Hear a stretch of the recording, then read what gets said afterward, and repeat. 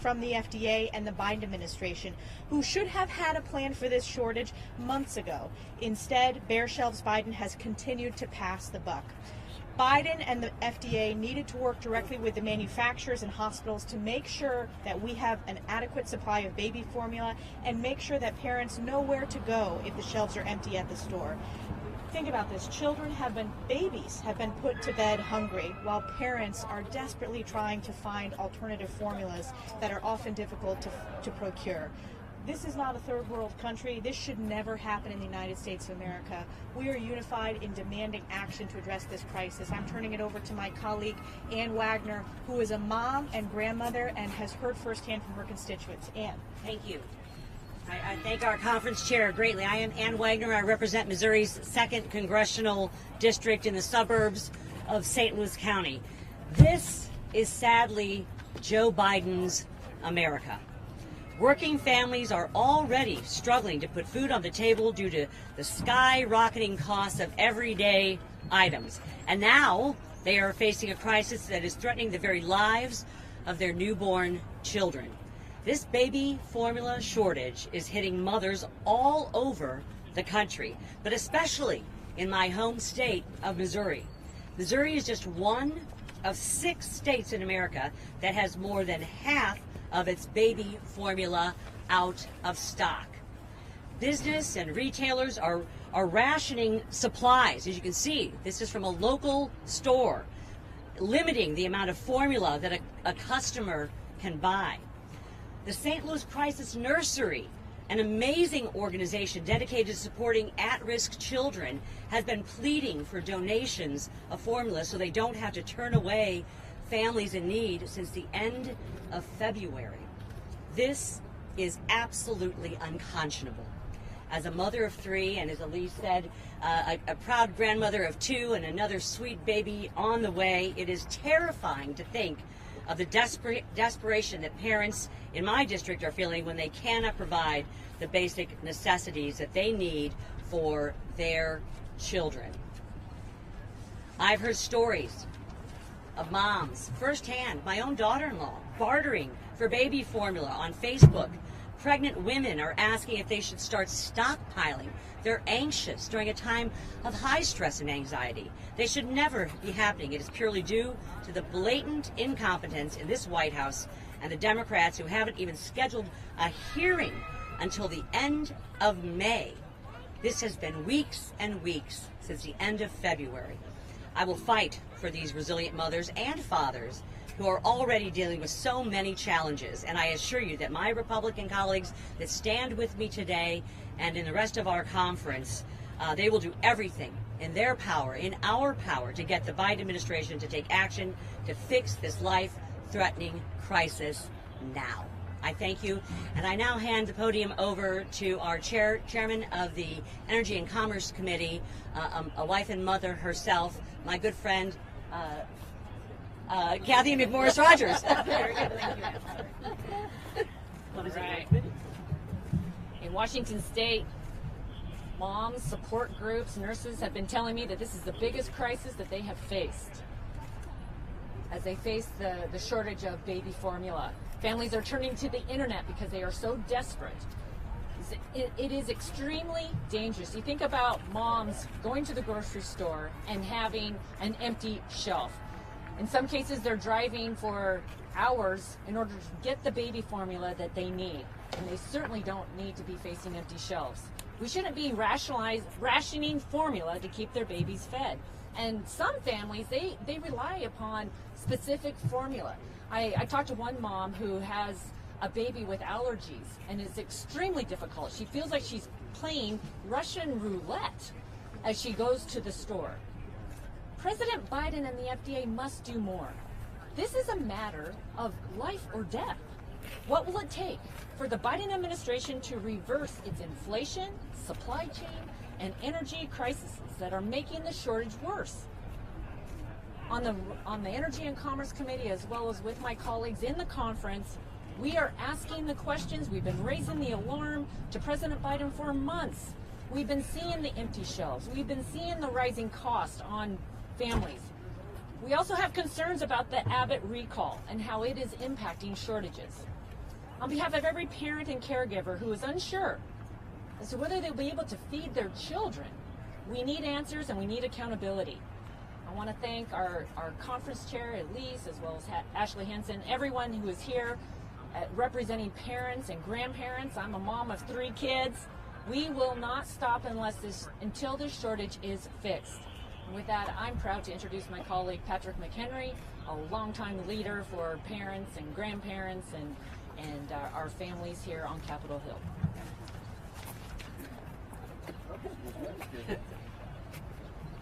Well, as a parent of 3 young children and one that we're looking for formula for, I'm here to tell you that I know that parents are struggling in America.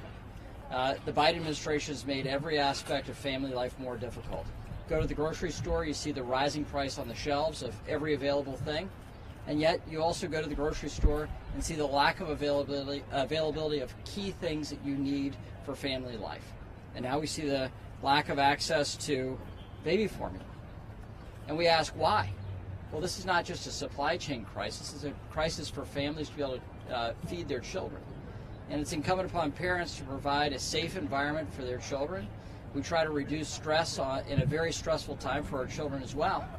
So we're asking the question to this administration, how are you prioritizing this? What actions are you taking to relieve the pain of families? We just had Secretary Yellen testify before my committee a few minutes ago. She says, well, for the administration, it's all hands on deck for inflation. Well, we have to ask them, what are you actually doing? What does it mean?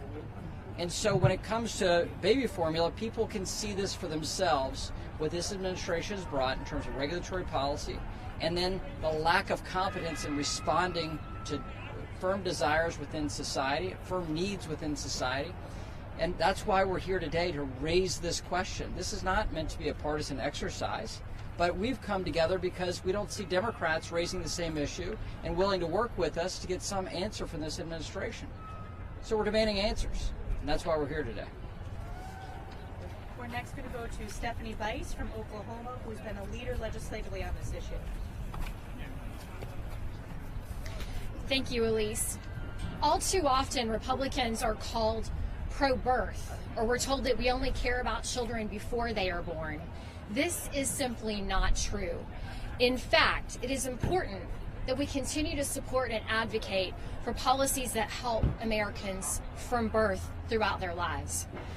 To this end, yesterday, my good friend Randy Feenstra from Iowa and I introduced H.R. 7718, the Formula Act, to try to combat the severe formula shortages that we are seeing across the country. As a mother, I know firsthand how this can impact a family.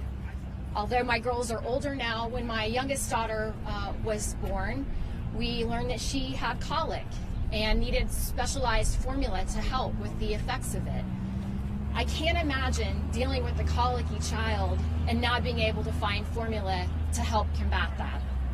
I've heard from many of my constituents back home that are struggling to find formula on the shelves. House Republicans are dedicated to finding a solution, and we have one. Speaker Pelosi should bring the legislation that Republicans have presented to the floor immediately to try to solve this crisis for American families.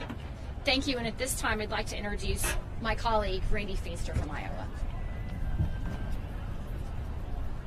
Thank you, Chairwoman Elise Stefanik. Thank you for putting this together. You think about this, under the Biden administration, we hear crisis after crisis after crisis. And here we have another significant crisis. In Iowa and in the Midwest, we have women that can't find formula for their infants. Literally cannot find it, or they're traveling from anywhere from 50 to 75 to 100 miles to try to get it. This is not right. This is a very serious situation. So with my colleague, Congresswoman Bice, and myself, we put together a solution that we can find formula, we can bring in formula from other areas to make sure that these mothers have formula for their infants. This is so important. I wish the administration would finally understand the seriousness of what's going on. With that, I'll turn it to my good friend, Blake Moore. Thank you, Elise, and to my colleagues, Reps Bice and Feenstra. we're always going to be about finding solutions. So appreciate you putting forth an actual solution that we can get behind. That is something that we as a conference are heavily focused on. This nationwide baby formula shortage we're currently facing is a major crisis for all American families raising infants, particularly those who face financial hardships and have to travel far distances to search for formula. My wife and I, we have a 6-month-old son, Franklin. He was born a month early. He is dependent on formula. He had to undergo a surgery. His esophagus and his trachea were conjoined, and they had to separate these two. Spent a month in the NICU. Our ability to nourish our child entirely rests on formula. This is fundamental to every single young family that exists, and having this option. I think, and I compare it to when my now 9-year-old was born. He was born at Georgetown Hospital the very day before Hurricane Sandy hit back in 2012. Many of us may remember that. I went to the grocery store while my wife was still in the hospital, and the grocery aisles were empty. It was the most nervous as a dad, and I'd only been a dad for like 6 hours. It's the most nervous I had ever been, knowing that this child was dependent on me, and that was a blip. It was a weather-related issue. A few days later, grocery shelves were back up. We were back up and running. That's what America does. But we're just not seeing that in the Biden administration. We're having constant, persistent crisis after crisis, and this is another one of these. And this is so much more concerning than anything weather-related. We're not in the pandemic issue anymore. We've got to get our FDA and our supply chain process going again and coming with real solutions. We need immediate action. I urge the Biden administration to take this as serious as it is for every single family out there that's got this pending issue with grocery shelves being so barren right now for oftentimes self-inflicted reasons. And we've got to be able to get out ahead of this. Let our industries operate and do what they know they can do in this amazing American economy, and let it thrive. Thank you very much. We will next go to Marjorie Taylor Greene. Thank you. Food security is national security. And right now we have a food security crisis for the most vulnerable of Americans, the ones that we cherish the most, and that's our babies. Moms and dads all over the country, some of them are traveling hours every single day looking for baby formula as they can't find it in their local grocery stores. They're reaching out to friends and families and making new friends in Facebook groups and online as they're searching to find baby formula. Even mothers that have been giving their babies baby formula are now searching out breastfeeding mothers looking to buy an extra supply of milk if they're willing to share it or sell it. This is a crisis that should never be happening, and this is completely, squarely on the shoulders of the Biden administration and the Democrats that are controlling our government. You see, this didn't start just last month. It was July of last year when baby formula shortages started. And that happened because of COVID lockdowns and the complete crisis and shutdown in our supply chains. Now with rising inflation and fuel prices, this is going to continue. This is not going to remedy itself quickly. We also have over-regulation through the FDA, and this has been going on for years. Label requirements, shipping requirements, and very strict rules when it comes to baby formula. So it's not just getting a supply here at home, it's difficult to get it from overseas. When you have mothers crying in grocery stores because they can't find food to feed their babies, that is a critical sign that we are in a country in despair, we're a country in crisis, and we have to do everything we can to change it. Here's what we know. This government is failing the American people, the taxpayers and its citizens. Pictures are emerging today from the border where the Biden administration has been sending pallets of baby formula for illegal mothers and their babies, while American mothers and babies cannot find baby formula. This is completely unacceptable, and this needs to end now. I have one thing to say, and this is something that it's hard to even imagine, but we cannot trust our government. If you're an expecting mother, I strongly urge you to do the best you can to try to breastfeed your baby, because you cannot depend on this government that is supposedly running our country to create the right conditions in our economy for you to be able to find baby formula. and this should never ever happen. I thank Congresswoman Stefanik, I thank my colleagues that we're all joining together to work on this, because this is a situation that is critical, and we have to do everything we can to shore this one up and get it fixed immediately. Thank you very much. We will next go to Mike Waltz. Thank you, Congresswoman Stefanik. Mike Waltz from Florida. Look, I think we need to take a moment and think about the fact that in Joe Biden's America, it seems like it's easier to get a crack pipe in a government-funded smoking kit than it is to find baby formula. I'm a new father of a 4-month-old, and the other piece is that this crisis has been brewing for months. Since my 4-month-old has been born, I've had my entire family across 4 states scouring shelves looking for formula for which he is dependent to survive. And Elise, you mentioned third world countries. I've served in third world countries. I've seen the effects when infants have to subsist on formula that's been cut in order to spread it out, or no formula at all, or water, and the stunted growth, the mental capacity that's affected is sad, and it's heartbreaking. This is not a third world country, last I checked, but some days it feels like it lately. And what have we heard? What have we collectively heard from the Biden administration since we've been raising this issue? Silence, crickets, zero, nothing. Nothing at all. And that is unacceptable. We're going to do something about it. Thank you so much. I yield my time. We will next go to John Rose. Thank you, Chair Stefanik, and thank you for bringing together this group today to talk about this important issue. I am the father of a 1-year-old son, Sam, who uses baby formula, for whom we use baby formula, and so I know how serious the shortage of baby formula is, not only at our household, but for parents all across this country. And quickly, it is becoming another crisis at the feet of our President Biden. Like most parents, my wife and I went through trials with our baby to figure out what worked for him. After breastfeeding for several months, my wife began to transition Sam to baby formula. And like so many parents have experienced initially, that wasn't going well. He was experiencing stomach aches. Eventually, we found a sensitive formula mix that worked for Sam, and all was well. Unfortunately, today, we aren't able to find that mix like so many Americans. And as a result, we see Sam experiencing some of the stomach issues that he began with early on. This is unacceptable. We live in one of the greatest countries in the world where food should not be a question. And so it is really shameful that the confluence of all of the bad choices that this administration has made over the 1+ years that they've been in office have led us to this point. I'll also represent a mother from Gallatin, Tennessee, that I believe is emblematic of the problem. She has an 8-month-old little girl who she recently had to go to 6 stores and then ultimately travel over 6 hours to find formula that her young baby girl could tolerate.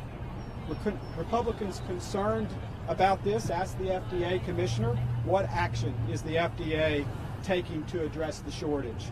And a series of other questions. And I'm happy to share this letter with you today if you'd like to see it.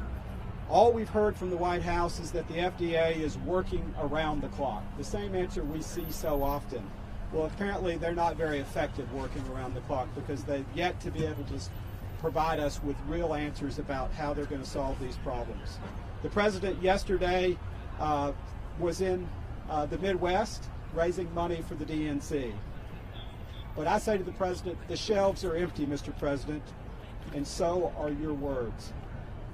If I have to go to the FDA myself to get answers, I will, because the bottom line is parents want answers to what this president is doing, and we deserve those answers.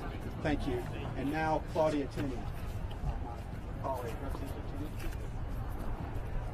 Thank you so much, Chairwoman Stefanik, and thank you to all my colleagues and all the mothers out here who know how hard it is to get the formula right now. I'm also the mother of one who had issues just like Congressman Rose's baby with sensitivity. He was a very large baby, and now he's 6'5", and he's very healthy because we didn't have a supply chain problem back in the day when I was a mother. But now I am an aunt, a new aunt, and my new niece is unable to get supplies either, and she's in Texas. And so I also have a staffer who just had a baby, adopted baby Gus, who is also not able to get baby formula for his needs.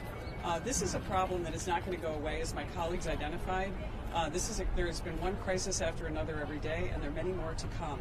And it's because of this administration's economic illiteracy and their refusal to understand how to solve these problems, or even to address the problems. So Americans need to brace themselves, because this isn't going to end until we have an administration and a Congress that is going to stand up for the American people, use common sense and good economic policy to make sure that our small businesses, our large businesses, and our supply chains are brought back.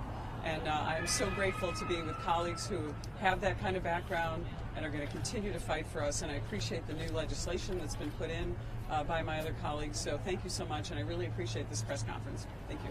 We'll next go to our final speaker, Tim Burchett. I want to thank you, Chairwoman Stefanik, and thank you. You've got a new title, but the best title you got is Mama. For sure. Being an unrepentant mama's boy, I can tell you that means a lot to me. But I come from the great state of Tennessee, and it's been hit the hardest. My state's formula sold-out rate is about 50% right now. That's why I'm calling on the Tennessee Attorney General and the U.S. Attorney General to vigorously investigate any potential instances for illegal price gouging and stockpiling. Imagine somebody gouging the price of baby formula. To me, that classifies them in the dirt bag category, and they are. Even with these formula shortages for American babies, there are reportedly, as I stated earlier, pallets of baby formula possibly being distributed at the border. Now, these poor immigrant babies are here of no fault of their own. But if it wasn't for President Biden's continued failure at the southern border, we would not even be discussing this issue right now. This feels more like putting America last rather than America first. With the economic might of our government, we should be able to free up enough formula for our American babies. Just this weekend, we celebrated Mother's Day, and this week, it seems that all these mothers are doing now is worrying about feeding their babies. In the United States of America, folks, that is unacceptable. And thank you, Chair Lady, so much. Thank you. As you can see, this is a unifying issue because it's really a crisis that impacts every family. Again, as a new mother, I can't think of anything that makes families more panicked than not being able to feed your baby. And with that, I'm happy to take questions. Yes, sir. Ms. Stefanik, is there any way to have perhaps the Defense Production Act or some other means of quickly trying to mitigate this shortage? I mean, look, this administration should be looking at any and every single option.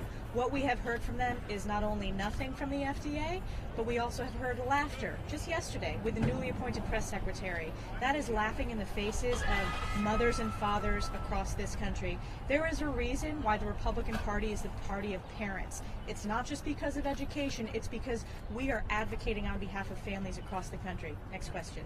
Yes, sir. I just want to be clear, like when you say everything, the Defense Production Act is on your menu of things that they should be considering. This administration should show leadership. Let's remember how effective President Trump was when he cut through red tape to develop historically speedy vaccines through Operation Warp Speed. Congress's role was to make sure that we funded that we conducted proper oversight. This administration should be looking at everything and anything. We have heard absolutely nothing. We're talking about the President of the United States who simply doesn't care, whose only statement from his administration has been laughter in the face of mothers and fathers. So, of course, they should be looking at any opportunity. Yes. Last question. Is there anything legislatively that Yes, you heard from Randy Feenstra and Stephanie Bice, the Formula Act. That's been introduced. There will be a number of Republican colleagues on that bill. House Democrats' plan is to have a hearing 2 weeks from now. I can tell you as a new mom, families and moms and dads and babies can't wait 2 weeks. It needs to be happening now. Where are any of the Democrats talking about this issue? They're not, because they don't care, obviously, and they're woefully out of touch with families that are working hard to make ends meet, and now they can't find formula, and they are struggling to fill up their cars and their tanks of gas to travel 50, 100 miles to scour the grocery store shelves. Thank you, everybody. Thank you to my colleagues for highlighting the importance of this issue.